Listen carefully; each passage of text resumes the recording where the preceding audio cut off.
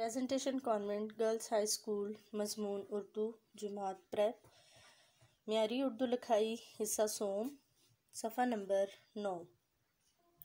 मेरे साथ अपनी म्यारी उर्दू लिखाई हिस्सा सोम की किताब खोलें। सफ़ा नंबर 9। सफ़ा नंबर 9 पर है तस्वीर देखकर खाली जगह पुर कीजिए। पहली खाली जगह में है राजा छोटी डैश लाना। जुमले के आगे जो तस्वीर बनी है उस तस्वीर का नाम हम इस खाली जगह पर लिखेंगे। तो पहले टोपी की तस्वीर है, यहाँ हम लिखेंगे टोपी। राजा छोटी टोपी लाना। नंबर 2 पे है डैश रानी को दो। ये तस्वीर चाबी की है, तो यहाँ हम लिखेंगे चाबी रानी को दो। इसके बाद है बाबा डैश खाता है। यहाँ पर रोटी की तस्वीर है, तो यहाँ हम लिखेंगे रोटी। इसके बाद है डैश को पानी दो। तो यहाँ धोबी की तस्वीर है और धोबी क्या करता है, कपड़े धोता है। तो कपड़े वो पानी के साथ धोता है, तो इसलिए हम धोबी यहाँ पर क्या लिखेंगे, धोबी। तो धोबी को पानी दो। आए अब मैं आपको रफ कॉपी पर इसकी लिखाई सिखाऊंगी, इसके बाद हम नीट कॉपी पर काम करेंगे।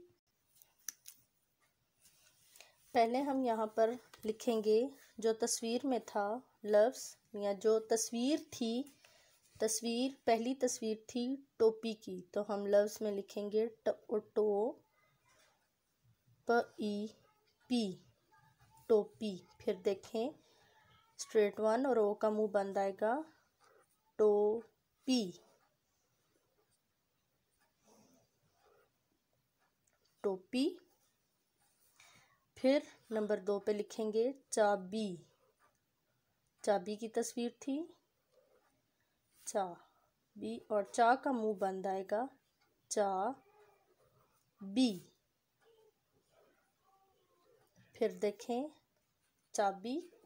इसके बाद है रोटी, रोटी रोटी।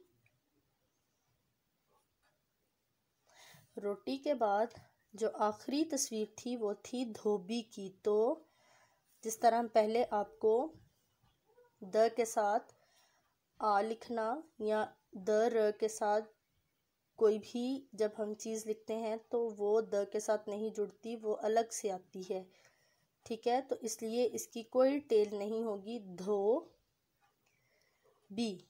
बगैर टेल वाला हम लिखेंगे ह। देखें दोबारा देखें धोबी। अब आप अपनी बुक मेरे साथ खोलेंगे। अब हम यहाँ लिखेंगे जो तस्वीर थी उसका नाम हम यहाँ लफ्ज़ों में लिखेंगे। राजा छोटी डैश लाना।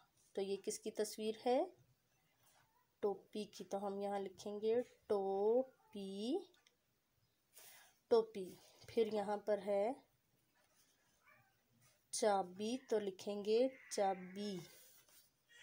बाबा डैश खाता है, तो हम यहाँ लिखेंगे रोटी। आखिर में है धो